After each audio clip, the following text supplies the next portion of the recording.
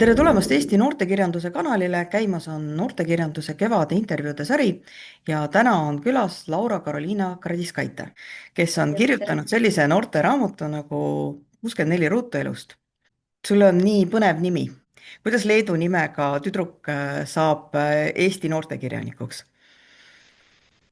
Mul on isa Leedust ja siis juhtus niimoodi, et ema on Eestist, isa on Leedust ja nad mõlemad reisisid USA-sse umbes samal ajal ja kohtusid seal. Ja siis sündisin mina ja vend. Ja pärast me kolisime tegelikult mingi paari aasta pärast kolisime Leetu, elasime seal paar aastat ja siis Eestisse ja siis nüüd ma olen nagu terve enda nii-öelda teadliku elu elanud Eestis. See on selles mõttes väga, väga äge, et ma kujutan ette, et see võib olla nagu väga kihvt kogemus ja ma olen juba kade su peale, sest et ma olen päris kindel, et sul on nagu kaks keelt nagu nii-öelda tasuta kaasa tulnud, et on, eks? No me pigem kodus suhtleme ikkagi vene keeles, et siis mul vanemad siis, kui nad kohtusid, et siis see suhtlus jah toimus, mõlemad oskasid seda keelt sellepärast. no ja inglise keeles ilmselt ka, aga mina olen isiklikult inglise keelt pigem koolis õppinud. aga leedu keelt ma lapsepõlves ikka teadsin, aga nüüd on niimoodi, et ma saan sellest aru, aga rääkida väga ei oska. Ma just tahtsin küsida, et noh, et miks sa siis valisid selle eesti keele nagu kirjaniku keeleks, aga siis ma saangi aru, et sellepärast. Et, jah. et eesti keel pidi olema üks hullematest keeltest, mida õppida. Kolm väldet on vist ainukene, mida kusagil mujal keeles ei ole. Mhm. Ühesõnaga juba väga, väga huvitav algus. Millega sa tegeled, kui sa ei kirjuta? On sul mõni Mm, amet, õpid midagi? ja ma õpin psühholoogiat hetkel ülikoolis teisel kursusel ja kusjuures töötan ka riidepoes. Ja varem ma tegelesin spordiga rohkem, et mul oli enda hobune, ma ratsustasin ja siis on üks koerasport agility, et sellega tegelesin ka ja siis mul oligi niimoodi, et ma käisin koolis trennis ja jah, päris palju tegemist oli. Psühholoogia, see kõlab nagu selles mõttes väga huvitavalt, et ma saan aru, et sinu raamat on ka pigem sellise noh, sellise suhteliselt psühholoogilise kallakuga. Surmateema ja eluteema, et need on kõik seal sees. kuidas sul selliste teemade vastu huvi tekkis või miks sul selliste teemade vastu huvi on? Mulle kuidagi on südamelähedane selline nagu filosoofiline mõtlemine ja mulle meeldibki nagu kas võib-olla omistada mingitele asjadele mingit suuremat mõtet ja elu ja surm, need on nagu nii seotud. ja minu meelest nagu kusjuures see tavaliselt mõeldakse niimoodi, et elu on nagu positiivne ja surm negatiivne, aga mulle meeldib mõelda niimoodi, et nagu surm justkui täiendab elu, et mõeldes sellele, et elu võib ühel hetkel katkeda, et siis nagu kuidagi on nauditavam võib-olla see, et kõik asjad lõpevad ja siis noh, minu jaoks on see kuidagi nagu võib-olla romantiline isegi, et mitte Äh, alati ei pea olema nagu halvasti võetav. nojah, ma olen kuulnud, et keegi ei pääse elust eluga välja, nii et selles mõttes, et, just jah. et selle üle ilmselt tasub mõtiskleda. juba selle raamatu kaane peal on male, et kas male tähendab sinu jaoks ka midagi rohkemat, et see on, tundub, et selles raamatus selline nii-öelda läbiv joon. Mm, ma ei oska malet mängida ja ma pole vist malet isegi elu sees mänginud, aga see on nagu lihtsalt võib-olla see tööriist, millega ma üritan nagu seda suuremat mõtet edasi anda ja minule võib-olla tol ajal, siis kui ma kirjutama hakkasin, tundus see kõige lihtsam. no ja lihtsalt üldse, kuidas ma nagu selle romaani ideeni tulin, oli see, et ma läksin jalutama ja kuulasin muusikat ja siis kuulasin seda ühte laulu, mida ma romaanis ka kajastan, Rockstar. Post Malone'i laul on see. ja siis pähe hakkasidki tulema mingisugused maleruudud, stseenid ja kogu see asi ja siis ma läksin koju, hakkasin kirjutama ja sellepärast ongi male seal läbiv teema. aga muidu mul malega nagu enda elus väga pistmist ei ole ja ma pidingi guugeldama vahel, et mis on siis osade malendite tähendus, tähtsus, mis on nende tugevused, nõrkused, et no selles mõttes, et ideena on mulle just tuli meelde see Alice peeglitagusel mäel, Lewis Carroll. et seal on tegelikult ka justkui ta on nagu selle raamatu üles ehitanud nagu malemängu. ma tunnistan, mm, et mina ei saanud sellest päris nii aru, aga kui ta ütleb, et see on nii, siis ma usun. et see on -hmm. selles mõttes niisugune väga huvitav leid. ma saan aru, et noh, juba sa tegelikult nagu kaudselt vastasid, et ma tahtsin küsida, et kui palju sa näed vaeva selle teksti valmimise juures just selle taustaga, et palju sa uurid selle asja kohta, millest sa kirjutad? see väga sõltub võib-olla selles suhtes, et osad asjad ma ei pruugi kirjutada päris nii, nagu päriselus on. et ma lihtsalt mõtlen endale ise midagi välja, aga kui mul on vaja midagi leida, et siis ma ikka guugeldan, et mul oligi nagu selle 64 ruutu elust, kui ma kirjutasin, et siis mul ei olnud nagu tähtis, kuidas see mängu käib, sellepärast et see on noh, justkui elu malelaual, nagu mulle meeldib rääkida, et see ei ole päris male. aga mul oli oluline näiteks malendite tähtsus malelaual, kes on kõige olulisem ja noh, kes millal käib ja niimoodi, et seda ma ikka guugeldasin jah, aga tavaliselt ma kuidagi kirjutan sellest, mida ma ise tean, et nii on võib-olla lihtsam minu jaoks. no see on jah, see tavaline nõuanne ka, et kirjuta sellest, mida sa tead, aga et inimesed teavad väga erinevatest asjadest. kas sul on, kuidas sul need tegelased tekivad, et kas need tulevad sulle kuidagi pähe või sa kogud neid või sa noh, ma ei tea, kuidagi valemiga paned neid kokku? kuidas sinu tegelased sünnivad? Esimeses romaanis oli niimoodi, et kõik need tegelased, kes ei olnud siis selle nii-öelda malemänguga seotud otseselt, et kõik need male inimesed, kes seal käisid läbi, aga need tavalised inimesed, kes peategelase elus olid, need on tegelikult päris inimesed, et sealne parim sõbranna on minu tegeliku elu parim sõbranna ja seal kõik need, kellest ma rääkisin, on tegelikult kõik olemas. et selles suhtes mulle meeldib kuidagi võib-olla näha inimesi päriselus ja siis kuidagi kirjutada nendest natuke, muidugi muutes nende võib-olla iseloomu ja kõike noh, olenevalt siis sellest, mida ma tahan romaanis kirjutada. aga muidu jah, nad kõik jalutavad ringi meil väljas. kas nad pahaks ei pane, et sa oled need tegelasteks mul teinud? tegelikult mul on üks selline lugu, et siis, kui ma romaani kirjutasin, siis seal romaanis ma ei hakanud väga palju, ütleme, spoil ima, aga romaanis oli üks ebameeldiv stseen selle peategelase parima sõbrannaga, kes on siis päriselus minu parim sõbranna. ja siis ma rääkisin talle, kuidas ma kirjutasin sellest, kuidas peategelase telefon kukkus maha ja sinna tegi smõra ja pärast ma panin enda telefoni, sellega oli kõik korras, ma panin selle lihtsalt lauakesele, läksin magama, hommikul ärkasin, vaatan telefoni, sellel on suur mõra üle ekraani. justkui võluväel tekkinud ja ma rääkisin sellest sõbrannale ja siis ta ütles, kuule, ära minust rohkem kirjuta, palun. et selles suhtes, et temaga juhtuks see, mis ma romaani kirja panin, aga muidu ei, ega keegi väga vist pahaks ei pannud ja ma kinkisin nendele inimestele, kellest ma kirjutasin, kinkisin selle romaani ka ja kõik on läbi lugenud ja ma arvan, et isegi natuke hea meel oli, et nendest on kirjutatud. mida sa ise loed, et kas sa tunned, et see, mida sa loed või teed, et kuidas see sinu kirjutamist mõjutab? kui väga aus olla, siis ma hakkasin raamatuid lugema noh, niimoodi ikka mõttega ja päris lõpuni alles gümnaasiumis. ja mulle meeldib lugeda, tegelikult praegusel hetkel ma loen rohkem selliseid nii-öelda arendavaid raamatuid, et noh, mis aitavad näiteks finantsides kuidagi või äh, aimekirjandust.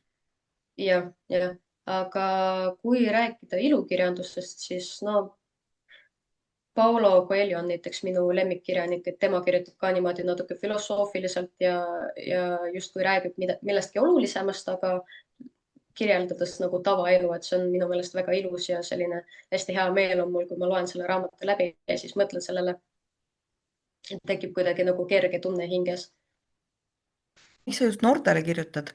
kas noortele kirjutamine on kuidagi teistsugune kui, noh, ma ei tea, mõnele teisele grupile, lastele, täiskasvanutele? Võib-olla ma isegi ei mõelnud alguses, ma olin 16, kui ma hakkasin seda 64 ruutu elust kirjutama ja ma ei mõelnud, et alguses, et otseselt nagu noortele läheb see romaan, aga mul ilmselt oli tol ajal lihtsalt lihtsam kirjutada nagu enda vanustele, sest ma ise olin noor. Kas sinu meelest noortele kirjutades tuleks pidada silmas midagi muud, kas noortele kirjutamine on kuidagi teistmoodi kui mõnele teisele grupile kirjutamine? Niimoodi mõeldes, ma isegi ei oska võib-olla vastata sellele otseselt, et kui mina kirjutan, siis ma kirjutan pigem nagu sellest, mis on mulle oluline ja nii-öelda loodan siis, et teistele on see ka oluline ja läheb korda. ja ilmselt lähebki, sellepärast et kõik inimeste mured on siis universaalsed ja ilmselt ka noortel on selles suhtes jah. ma saan muidugi selles mõttes aru, et see on väga nagu tihti ma kuulen seda vastust, et noh, ma kirjutan ja siis see on kirjastaja mure panna sinna see žanri määratlus ja publik külge. et, jah. et ei, ma suudan täiesti mõista seda. aga ma mõtlesin nagu seda, et tegelikult noh, kui ma ise vaatan, siis mulle tundub, et noorteraamatud on kohati palju tõsisemate teemadega või palju tõsisemad kui näiteks täiskasvanute raamatud. ja isegi nagu lasteraamatud on kohati sellised noh, üllatavalt sügavate teemade ja sügavate mõtetega ja samas noh, mõned, mis on justkui täiskasvanutele mõeldud, on sellised küllalt pealiskaudsed, tõesti ongi noh, meelelahutus. et mis sa arvad, miks see nii on? Äkki sellepärast, et täiskasvanutel on elu ju võib-olla niigi natuke, noh, palju kohustusi, selline raskem ja sellepärast nemad loevad pigem ikkagi selleks, et lihtsalt lõõgastuda, aga noored, nad tahavad nagu maailma rohkem võib-olla avastada ja siis kolivad näiteks vanematest eemale ja noh, hakkavad enda elu elama ja siis ongi niimoodi, et kõike tahab nagu proovida avastada ja noortele suunatud raamatud on minu meelest äkki nagu sügavama mõttega, mis võib-olla mingis mõttes saab siis romaanist mingisuguse seiga pärisellu tuua ja siis aitab võib-olla isegi eluga hakkama saada. et ühesõnaga, see on lihtsalt selline periood, kus inimene vajab natuke sellist sügavamat. jah, ma olen ka nõus sellega. Mm -hmm. kas kas sul on mingid sellised teemad, mida sa tunned, et sa tahaksid nagu kirjutada raamatuteks? et noh, päris paljudel kirjanikel on nii, et nad küll kirjutavad igasuguseid asju, aga kui seda loomingut vaadata, siis seal on mingid sellised jooned, mis läbi jooksevad, mingisugused korduvad teemad. et on sul mõni selline, mis tundub, et sinu jaoks on hästi oluline, mis igas sinu tekstis on või paljudes? ma eelmisel aastal tegelikult kirjutasin ühe teise romaani valmis, aga siis ma vaatasin sellele otsa ja mõtlesin, et ei, see ikka ei sobi. aga selle pealkirjaks ma panin Homme ma suren, ehk siis jällegi on see nagu elu-surma teema. Ja jällegi filosoofilises võtmes, et ilmselt mulle on see nagu filosoofia, elu ja surm ja kogu selle elu ilu, kõik on see mulle väga südamelähedane. ja ilmselt see ongi nagu võib-olla see, millest mulle meeldib kirjutada. mina kuulen siin seda Coelho mõjutust, sest et mul kohe jah, viskas jah. ette see Veronika otsustas surra, tal on üks selline Mhm. raamat, et ma just mõtlesin selle peale kohe. aga jah. jumal küll, no miks sa siis ei avalda seda? et kas äkki on midagi sealt päästa, et natuke toimetamist ja sest et see tegelikult kõlab nagu väga põneva teemana. Ma kirjutasin seda minu meelest kuidagi väga kiirelt, et ühe aastaga või isegi natuke vähem ja siis, kui ma seda üle lugesin, siis mulle tundus, et see võib-olla nii hea pealkirjaga romaan peaks ikkagi nagu vastama sellele pealkirjale ja mulle tundus see kuidagi natuke noh, selline täiendust vajav või siis üldse see lugu, kogu see lugu võib-olla oli kuidagi natuke auguline ja siis ma mõtlesin, et ma jätan praegu selle sinnapaika ja, ja siis kunagi võib-olla, kui mul inspiratsioon tuleb, et siis võtan selle uuesti kätte ja kirjutan valmis. Äh, väga tunnustan seda mõtet, sest et noh, ma näen ka ise, et tegelikult tekstile teeb head see, kui sa noh, oled ta valmis kirjutanud, üle vaadanud, sa oled kõik väga rahul ja siis sa pead ta natukeseks rahule jätma, et sa näeksid uue värskema pilguga seda. Mm -hmm. Kuidas sa tavaliselt kirjutad, kas sul on mingisugused kirjutamisrutiinid, mingisugused sellised trikid või nipid, kuidas sa saad üle, kui sul parasjagu tuju ei ole kirjutada? mida sa siis teed?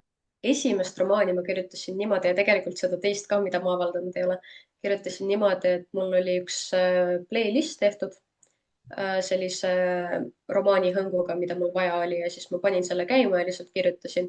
ja mul tegelikult laulud väga palju aitasid kaasa ruutude, no siis 64 ruutu elust kirjutamisele, et mulle enamus nii-öelda suurema tähtsusega peatükke valmisidki niimoodi, et mul oli mingisugune laul, mida ma kuulasin, mul hakkasid pähe tulema siis need ideed ja ma panin need kirja.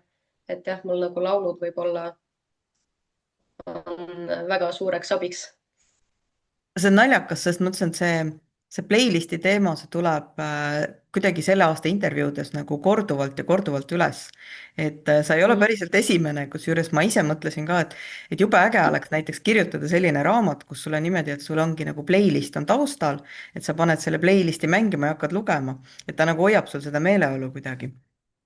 jah, ma mõtlesin tegelikult ka, kui mul 64 ruutu elust valmis sai, et siis ma mõtlesin, et äkki oleks hea panna siis need laulud, tänu millele ma kirjutasin osad peatükid sinna lihtsalt alla kuhugi, et inimene saaks laule ka panna mängima samal ajal kui loeb, aga siis ma mõtlesin, et ei, ma ei hakka seda tegema. no sellest on tegelikult kahju, sest et noh, alati noh, raamatu puhul on ägedamad raamatud on ikkagi need, kus on mingisugune selline huvitav kiiks, mida keegi ei ole varem avastanud. Et ma täitsa Jah, soovitan. aga ma samas jällegi, mulle kangesti tundub, et see, kuidas sa kirjutad, sul on vist jookseb niisugune film peas, eks? on nii? Mhm. jah, on küll. et siis siis ma tegelikult soovitan kuulajatel jätta nimi meelde, sest ma arvan, et me võib-olla leiame su kunagi stsenaristina kusagilt. oleks väga tore, jah. Ma kunagi mõtlesin, et ruutudest oleks, ma kogu aeg kutsun 64 ruutu elust ruutudeks, et nii on lühem ja ma olen harjunud, aga ruutudest oleks väga hea film võib-olla tulnud. noh, vähemalt see, mis mul peas on. ei, ma olen päris kindel ja noh, see oleks väga äge, ma väga-väga loodan, et see sul õnnestub. Kas sul on kirjutamisega seoses mingisuguseid selliseid unistusi või ambitsioone? noh, selles mõttes, et näitlejate käest alati küsitakse, et mis on see roll, mida sa tahaksid elus mängida kindlasti, et noh, ma ei tea, Hamlet või Romeo ja Juliast Julia või kes iganes. aga et kas sul on midagi sellist, mida sa mõtled, et sa kindlasti tahaksid elus kirjutada? ma tahaks kirjutada midagi sellist, mis võib-olla kuidagi läheks nagu suuremale ringile kui ainult Eestis, mis läheks nagu rohkematele inimestele korda ja mis see romaan nagu suudaks võib-olla inimesi aidata mingis mõttes või toetada, et kui inimesel läheb elus näiteks midagi natuke kehvasti, on ju, siis ta võtab selle romaani välja, loeb läbi, kasvõi mingi osa, mis talle meeldib ja siis see kuidagi rahustab teda, et noh, osadel inimestel juhtubki midagi ja tegelikult kõigil juhtub ja et noh, pole hullu ja ma saan sellega hakkama, kui tegelane sai hakkama, et näeb nagu ennast selles tegelases või romaanis ja siis tal ongi nagu parem tunne. näiteks mul on niimoodi selle Paulo Coelho alkeemikuga. Ma saan aru, et see sinu valitud eriala kõlab läbi sellest, mida sa kirjutad, et need tunduvad olevat nii nagu põimitud omavahel, mis on väga äge, sest et mulle tundub, et siit on tulemas väga huvitavaid tekste. kas sa, kas sa oskad öelda, et miks inimene peaks kirjutama, mida sinule kirjutamine annab? oi, see minu jaoks on nagu, see rahustab. lihtsalt ma suudan nagu kõik enda mõtted, mida ma teistega ei tahaks väga jagada, mis lõpuks, kui ikkagi need mõtted lähevad romaani, ikkagi ma jagan seda teistega, aga samas see kuidagi annab võib-olla mingi vabaduse väljendada ennast ja tõesti nagu mul on hea meel pärast hiljem ka nagu vaadata seda tulemust ja see lihtsalt on äh, noh, ongi rahustav selline mõnus tegevus, mis lihtsalt, mida saab teha igal pool ja siis, kui ma tahan. Me tavaliselt lõpetame intervjuud sellega, et ma küsin mingisuguseid nippe sellistele noortele, kes tahaksid saada kirjanikuks, kes võib-olla juba kirjutavad midagi või kes lihtsalt siis unistavad, aga mõtlevad, ei, ma ei tea, võib-olla päriselt, noh, kas ma ikka olen nii hea. et kuna sa oled just värskelt selle tee ilmselt läbi teinud, noh, selles mõttes värskelt, et sellest ei ole 50 aastat möödas. et siis, kas sa oskad pakkuda mingisugused sellised nõuanded, mis sind on aidanud, et mis võib-olla võiksid noortekirjanikku aidata?